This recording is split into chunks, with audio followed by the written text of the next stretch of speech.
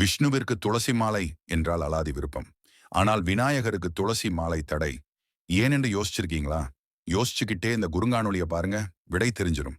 பத்ம புராணத்தின்படி ஒரு நாள் விநாயகர் சைலண்டா போய் கங்கை நதிக்கரையில் தியானத்தில் ஈடுபட்டு கொண்டிருந்தார்.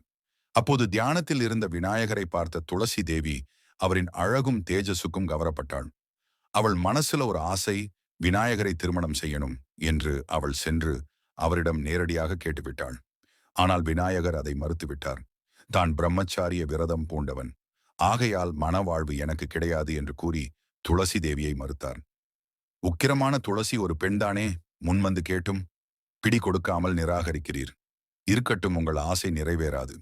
நீர் வேண்டாம் என்று சொல்லும் இதே திருமண பந்தம் உங்கள் வாழ்வில் நிச்சயம் அரங்கேறட்டும் என்று சபித்து விட்டாள் அவள். இதை கேட்டு கொதித்தெழுந்த விநாயகர், நீ பிரம்மச்சாரியிடம் திருமண ஆசை கொண்டு புரிந்து கொள்ளாமல் சாபமும் அளித்ததால் நீயும் ஒரு அசுரனைதான் மணப்பாய். அவன் கொல்லப்பட்ட பிறகு புனித துளசி செடியாக பூலோகத்தில் தேவர்களையும் கடவுள்களையும் அலங்கரிப்பாய்.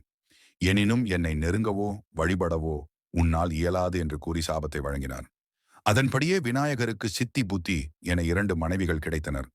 துளசி ஜலந்தர் என்னும் அசுரனை மணந்து சிவபெருமானால் அவன் கொல்லப்பட்ட பிறகு புனித துளசி இலையாக இன்று வரை பூஜை மேடைகளை அலங்கரித்து வருகிறாள்.